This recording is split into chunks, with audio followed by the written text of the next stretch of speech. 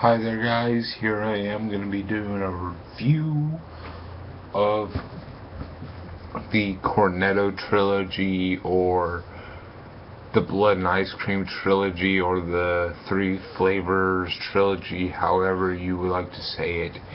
Because last Thursday I went to it, and this is just very limited screenings of however you like to say it. It's just a trilogy of films that aren't connected in any narrative point of view. They're not even, I don't think you even think that they exist in the same universe, and there'd be a lot of fucking holes. There'll be a lot of fucking holes if all of them exist in the same universe, because there'll be like three different Edgar, there'll be three different Simon Pegg looking motherfuckers, and then three different Nick Frost looking motherfuckers. It'll be like, but there might be a way that you could bypass that. Maybe they're fucking related. I don't know. Or maybe they changed their names. Maybe Shaun and Shaun the Dead is forgot the name. Something. Nicholas, fuck, I forgot the guy's name. Nicholas,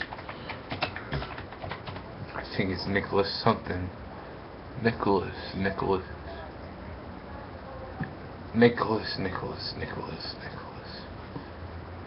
Fuck. Nicholas Angel, and Nicholas Angel is actually Gary King, but there's some holes because Gary King was a high school student, and why the fuck? There's some holes, so that doesn't really make sense. But it's just practically like John Carpenter's Apocalypse trilogy, where none of them are connected, but they still have something thematically there, Like with John Carpenter's trilogy, you had Prince of Darkness, The Thing, and The Mouth of Madness. All having apocalyptic themes. That's what I know. That's all I fucking know. The only one out of that trilogy that I've seen was The Thing, and I'm about to see Prince of Darkness, and in about a few months, because the Blu-ray's being released. But the thing is with this trilogy, the only thing that's really makes it a certain trilogy is that in each film is you have a cornetto, and what a cornetto is, basically a British version of a drumstick. It's just an ice cream product. For them, except for you don't have the top, but it's similar. It's basically the same thing. You have different flavors that fit thematically in each film. I didn't notice the particular flavors that were in each film, but apparently a lot of people I hear in discussion at the theater said like, Shaun the Dead's ice cream is strawberry, I don't strawberry something, and that means the blood and stuff. But basically, yeah, I'm just gonna be reviewing the thing. The whole damn thing, the whole damn screening, and it was a fun It was a fun night, and I wish that so many people would have come. It started at 5:30 last Thursday, ended at 12:09, and you have three fucking movies, three overrated but still good films. I like Edgar Wright as a director, but I feel like people suck his dick too much. Basically, I feel like they suck his dick too much. He's not the best thing to film since sliced bread. I don't know, because hey, none of those Cornetto films I absolutely hate. Absolutely hate. They're just films that I like. Only one of them actually would consider myself loving, but yeah, but they're not bad films, and are they are at least crafted. They're at least treated with care. That's all you could practically say about from a filmmaker. That's all you want in a filmmaker, is that they treat their art.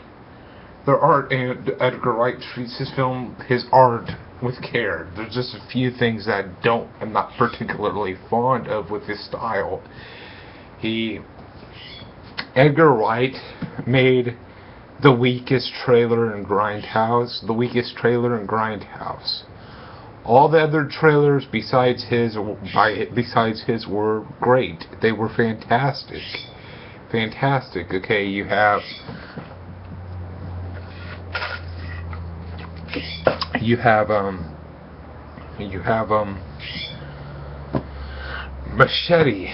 Machete, which is the second weakest one, but at least has more strong points to it.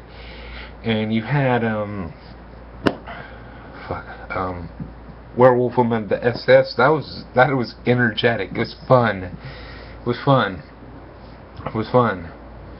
And that's something that I wish that they could make into a feature-length film. And then you have Don't, and then you have Thanksgiving. Thanksgiving is the main one that I want to be made into a feature-length film. And I hope to God that Eli Roth and Rob Zombie collaborate to make Grindhouse 2, and they make their films, their two trailers into feature-length films with brand new trailers. And this is stupid fucking criticisms for the Grindhouse experience, because these are the same motherfuckers who absolutely get an orgasm for Oliver Stone's Alexander, or whoever the fuck directed Troy. They have their fucking nut. Or the 300. Three overrated films, but oh god, Quentin Tarantino and Robert Rodriguez collaborate to make two feature-length films, which are different, provides the audience with a different feel. But no, we have a 3-hour experience of Grindhouse that we're gonna give them shit for actually caring and making an experience. And we're just gonna go and suck Oliver Stone's dick because he made Alexander a fucking horrible movie. Fuck Alexander. The only one that I actually own is Alexander, the Final Cut, and that's the longest fucking version ever. And that film is long enough that it has like at least an hour and a half, it spread over 2 Blu-ray discs. But yeah, but back to Edgar Wright's Cornetto trilogy, or his filmography. The only one that I really fucking hate was Scott Pilgrim vs. the World. I fucking hate that film. That film was fucking stupid. I disliked it a lot. It just was boring. It was just boring, and it was just stupid. It was just awful. Don't get confused with being Paul being a part of this trilogy, because Paul is directed by the American version of Edgar Wright, Greg Mottola. That's what I consider him. Consider him the American version of Edgar Wright. And Paul was a great movie. I liked Paul. Paul was a great film. And Greg Mottola done a terrific job with Superbad and Adventureland. Sure, he kind of fucked up his modern day John Hughes rap with a Paul, but it still was a good film. But yeah, let's get down to it. When you go into theaters, you have each film is being introduced by all three people: Edgar Wright, Simon Pegg, and Nick Frost. Each film is introduced by those three people, and I'm like, wow, this is a very neat treat. Even though that is just basically like, thank you for coming, and you're about to see Shaun of the Dead next. Hold on. Wait back.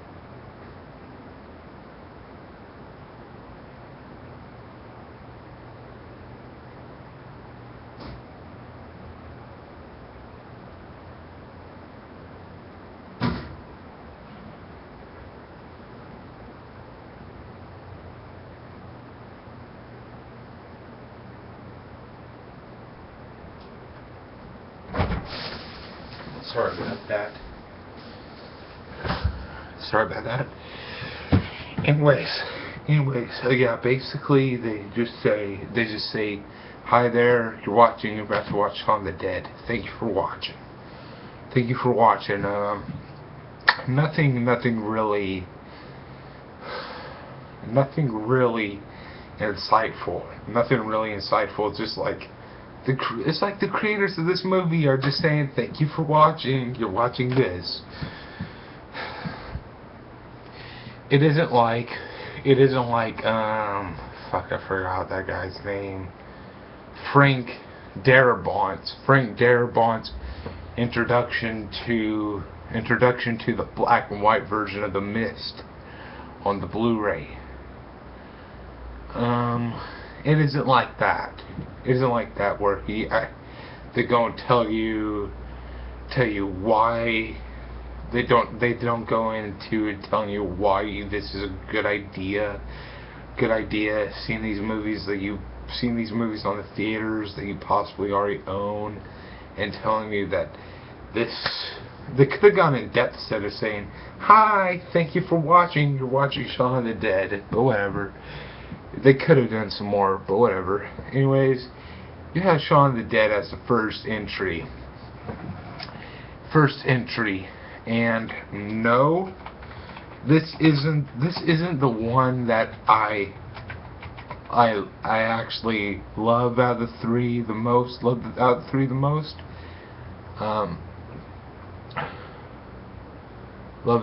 the most, but it's still a good film.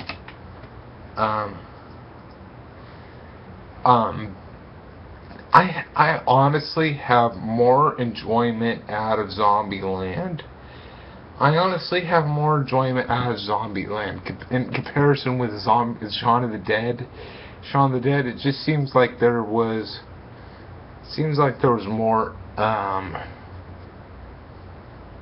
just feel like they had better pace in that film, but and kind of a better, more my style of humor.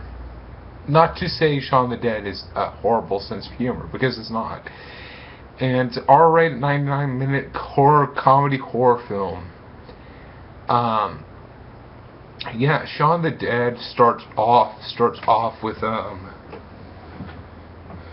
starts off just with Shaun.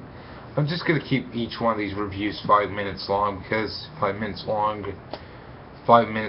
and I'm not really gonna get in depth with it. I'm just gonna read the IMDb description, and then go on to talk about it a little bit more.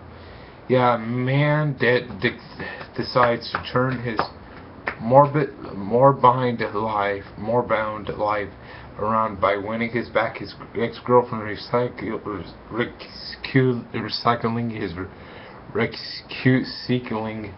his relationship with his mother, and dealing with his entire community that has returned from the dead to eat the living. Sorry, having a little bit of a brain dead portion there with that reading, but yeah, honestly, Shaun the Dead is a great film. It's not a great film per se. All I can say is that I like it. I like it that Shaun proves that he's a good guy. He proves that he's a good guy. He defends his friend Nick Frost, aka Ed, his character named Ed from his douchebag roommate, and his douchebag roommate has a few valid points, but he gets a kind of a little bit too much of an asshole. And I ultimately like the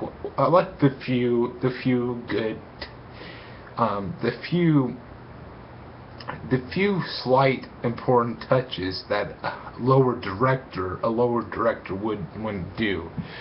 See, the douche roommate got a bite on his hand, somewhere in that region of the hand, and he said had a fucking headache this morning, and throws the album away, and they decided to do that earlier on, and then they go on to describe the symptoms of a zombie bite when a lower grade director would just be like, let's throw in this throwaway line that, oh, he got bit this morning.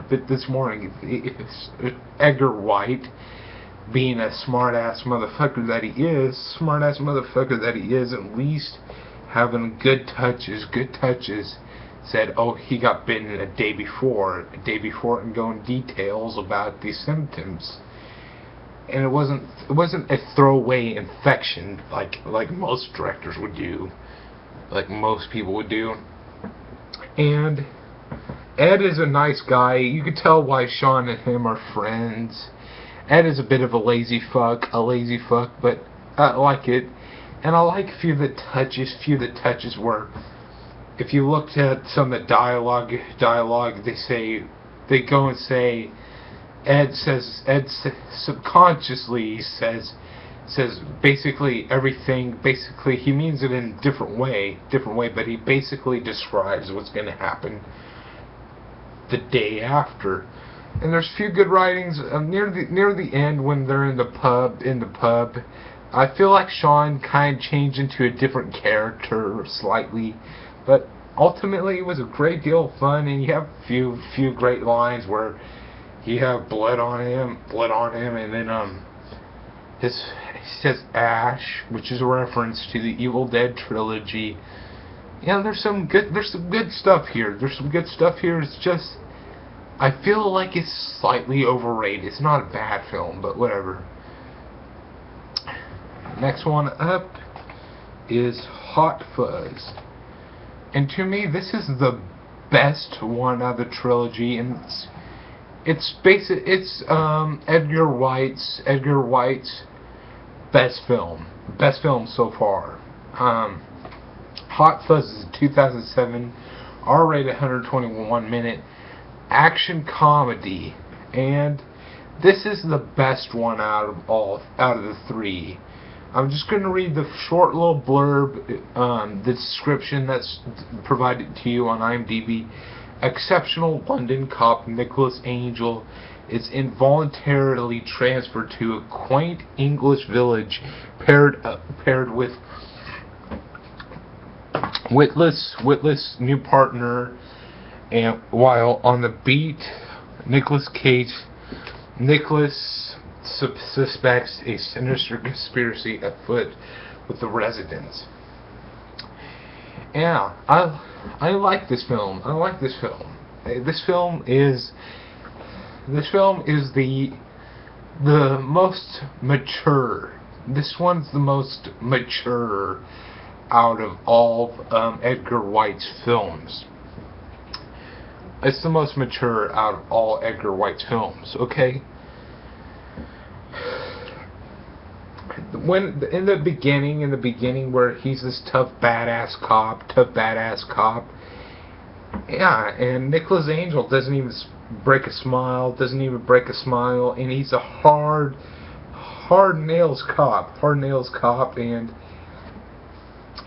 his interactions with few people were really nice, and basically these people are being assholes because Nicholas Angel's basically making the London Police Department look like a couple of asses with his actually doing shit, unlike the majority of police officers today. Yeah, fuck you, government workers. You don't do shit. Fuck you, government workers. Hey, there's one government worker, my pops, I love him, and I feel like he does some work, but majority of you government workers don't do fucking shit. Fuck you. I'm sorry about that little rant, but he proves that everybody in the police departments are good for nothings, and it actually is some good social satire on the shitty cops that we have in real life. And he gets transferred to a town,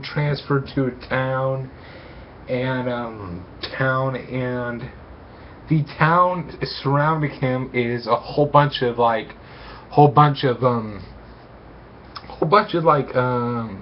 religious conspiracies, religious group of people who are just there to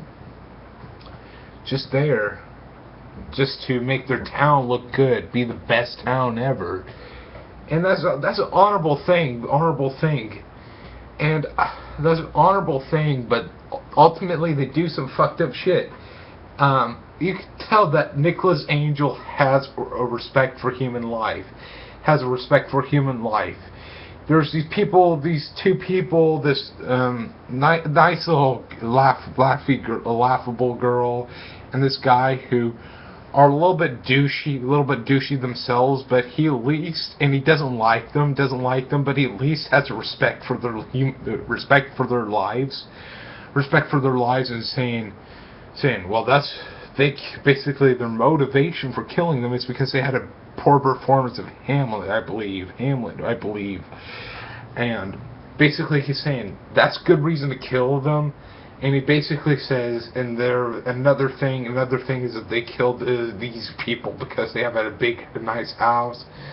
And Nicholas Angel, despite it being awfully similar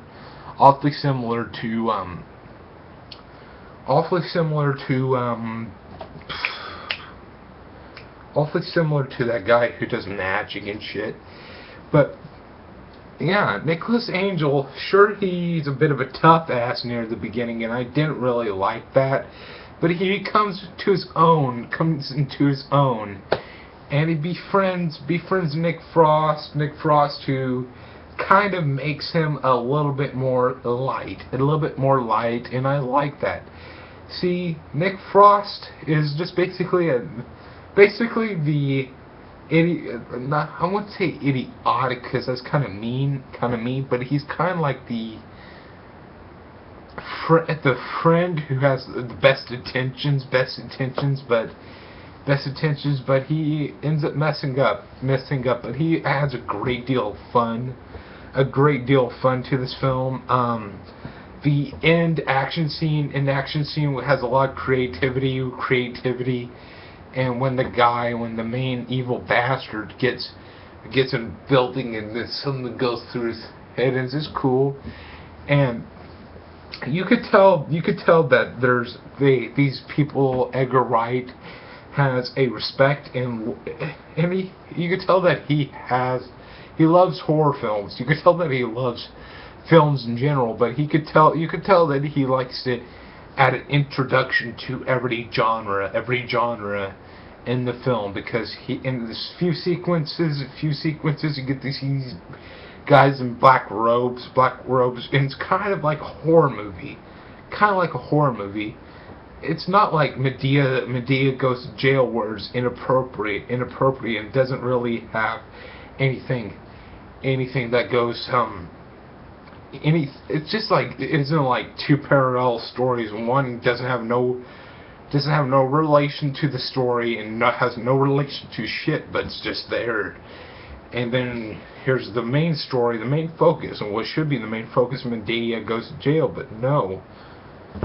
Whatever, it's just fucking Tyler Perry being like, we gotta get everything separated, whatever. Ultimately, this is a great film. It's Edgar Wright's best film. Yeah, it kind of gets, after the big old fight in that little small building, it kind of gets a little bit dragged out, but hey, whatever. And the introduction to this film is just basically the same shit with Shaun the Dead, but yeah, you got that. And then you have, in between Shaun the Dead and Hot Fuzz, you have this little intermission, which is about 30 minutes long, and I'm fine with that, and I was like, this is cool. But the thing is that this was at a Regal theater, so basically you paid like $20 per ticket. Yeah, I was just like, and then they had the premiere of World's End, which we'll get to. They had the premiere of World's End, but in between that, you had the intermission screen, which is kind of valid. It kind of has a point. You gotta give people a break in between films if there isn't in a movie theater. It isn't like you're at home with a beer and a pizza in your mouth. It isn't like that, but you have to give people a break if they need it. They have to take their bathroom breaks, but it's kind of pissed me off. Why we paid for the Cornetto trilogy, but now you just had the introduction, which is cool. It's cool, but you basically started the World's End like you would a typical fucking movie, like a typical screening of a movie.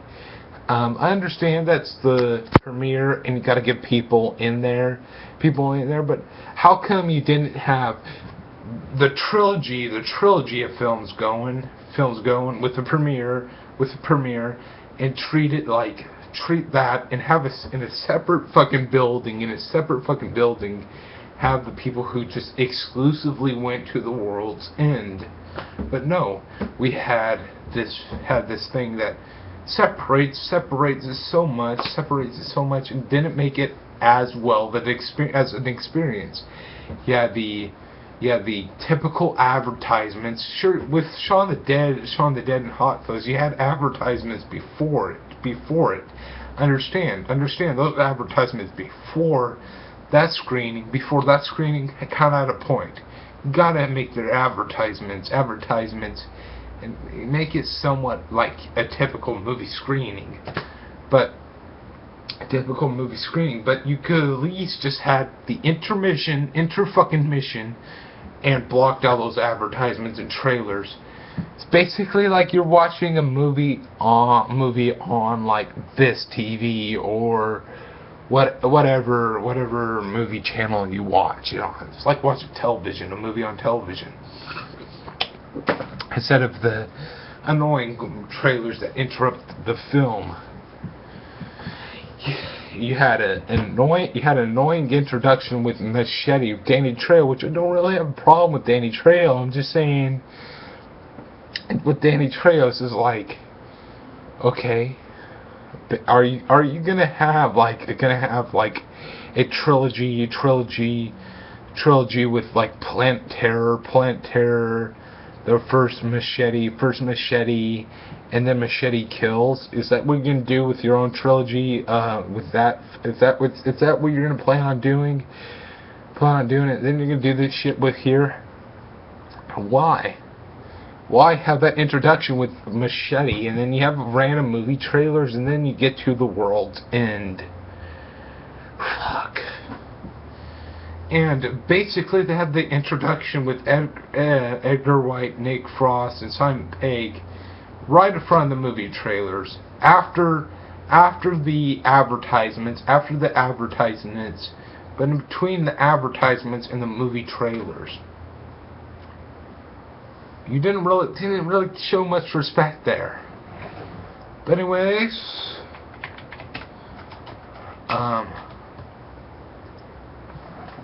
okay, you got The World's End, which is a 2013 R-rated 109-minute action comedy science fiction film. It's not a science fiction film, and a lot of people are going to draw comparisons between this and This Is the End. Both films that are comedies with the word "end" and are centered around the world ending. This isn't a groundbreaking movie. This Is the End is a groundbreaking film. In my opinion.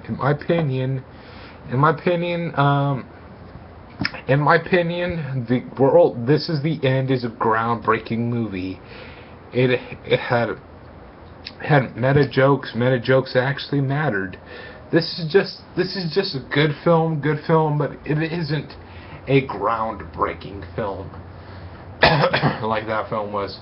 Anyways, This Is the End. It's about 5 friends who reunite in an attempt to top their epic pub crawl from 20 years earlier, unwittingly becoming humankind's only hope for survival. Yeah, I like this film. and I love how they done the typical stereotype reversal. You have, I honestly, none of the 2 previous or 3 previous films, if you include Paul, actually have. I don't really see Simon Pegg playing Nick Frost's character in those films, and I don't see Nick Frost playing Gary Angel, but I like it. I like how they broke the stereotype, and it was real nice. It was a real nice addition to the film.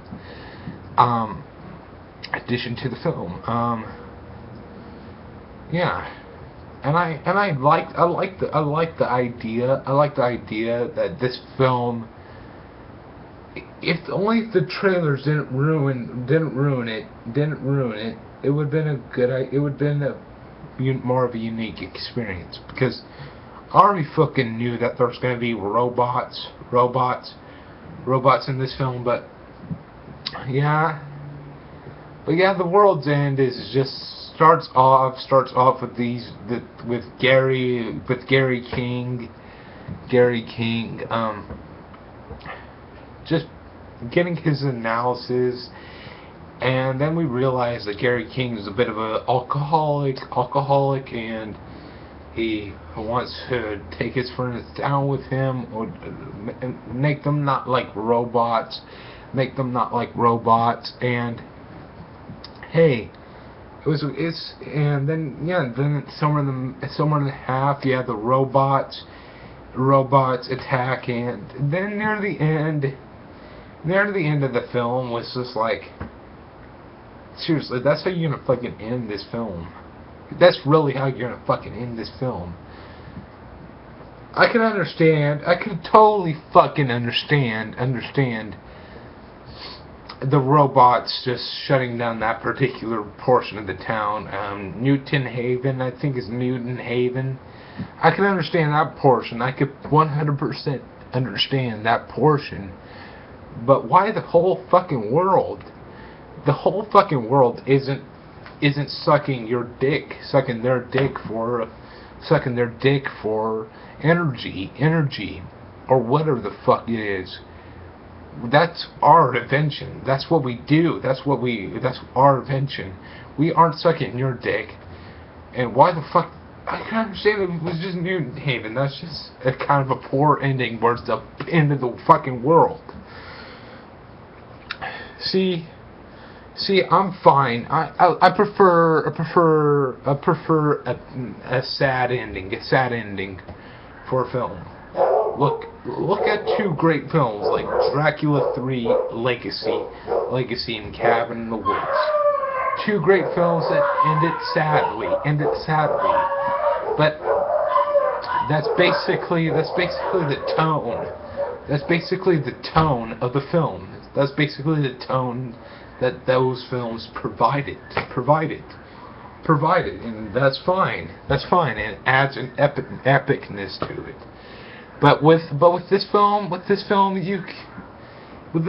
and it isn't like the excellenceness of Nick Frost being the badass motherfucker of the film, and Nick Frost and Simon Pegg being the fuck up, big old role reversal. It isn't like that. It's just like, that was out of place. That's out of place. Yeah, I like some of the robot fights, and I like it how they kept on continuing to drink through their thing. But the only thing that kind of drugged it down for me is that I thought that it would be like they have to complete. They came there to complete their pub crawl, but they didn't know that their pub crawl could, if they finished their pub crawl, they could save the world. I said that would have been a better way to do it. Like they, in order to save the fucking world, if they go there with their intentions of finishing the pub crawl. But these robots need to get in there.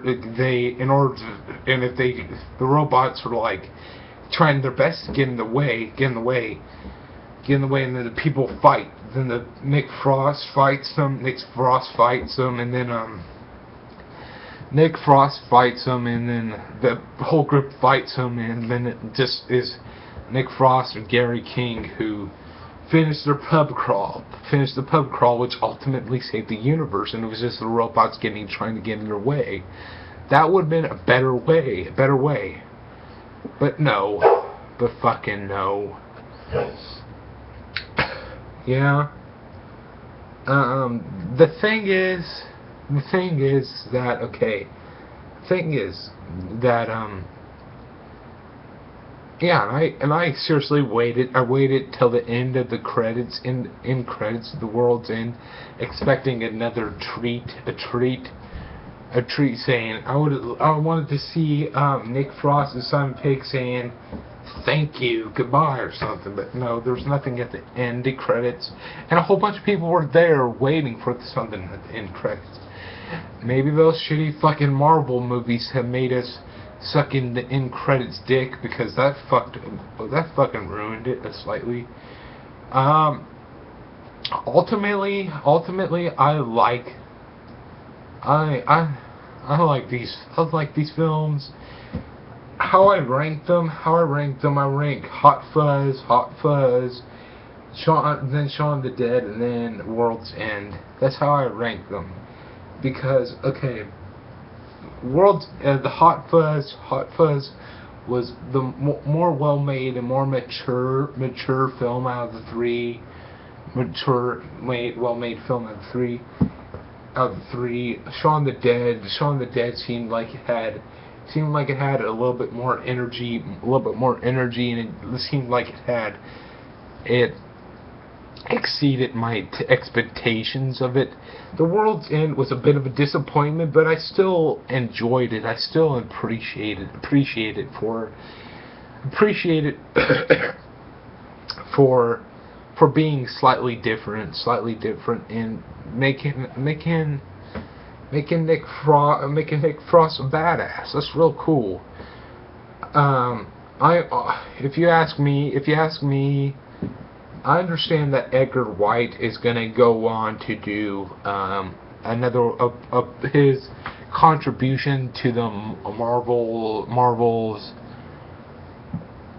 Marvel's Avengers series with Ant-Man. But I know that this is a trilogy, but I hope for them to make more Cornetto films, like have different flavors, I hope that they do that. I don't want Nick Frost to do the a feature-length version of the Don't trailer in Grindhouse. I seriously don't want that to happen. I don't want that to happen, because that trailer wasn't interesting enough to warrant a feature-length adaptation of the trailer. But yeah, I want to see more, because Hot Fuzz, yeah, and have go into different genres.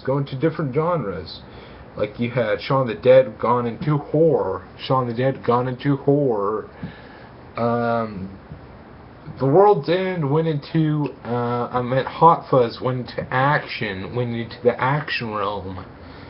The World's End went into the sci-fi realm.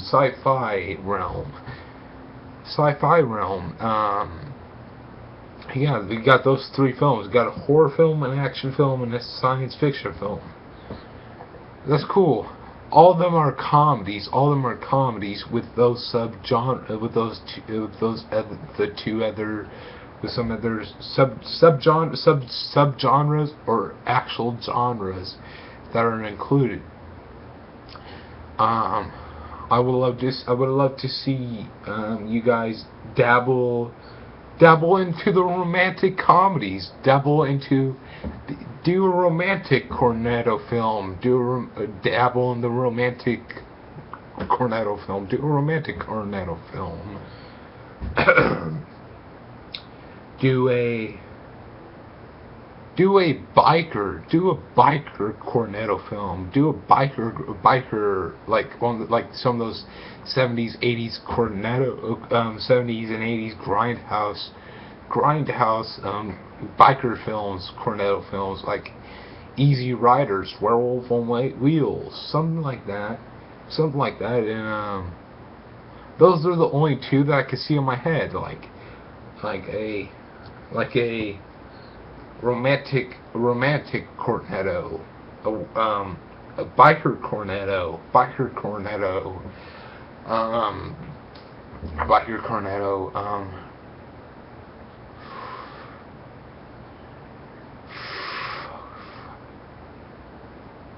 do more Cornetto films. Cornetto films. I would like that. I would like to see more. And ultimately, I like the experience. I like the experience. I actually kind of prefer the trash film orgy double feature of Blood Feast and 2000 Maniacs. That actually seemed like it had more thought, and had like more experience, more of an experience to coincide with it. This was just more of like, we had a limited theater showing with this trilogy, and if it was replaying, if you somehow managed to get managed to have a different screening, like hypothetically, you had another screening of this trilogy, do I recommend that you go and see it? Not exactly. You could get a double pack of Hot Fuzz and Shaun of the Dead for $10. I honestly believe that every film should at least once be experienced in theaters. But you could get a shit ton of you could get more bang for your buck if you go onto like Amazon and get the Blu-ray double pack of like Shaun of the Dead and Hot Fuzz, and then go to watch those, and go to the theater and see The World's End. You would get more bang for your buck, honestly. But yeah, that's it, and hopefully you enjoy this video. Bye.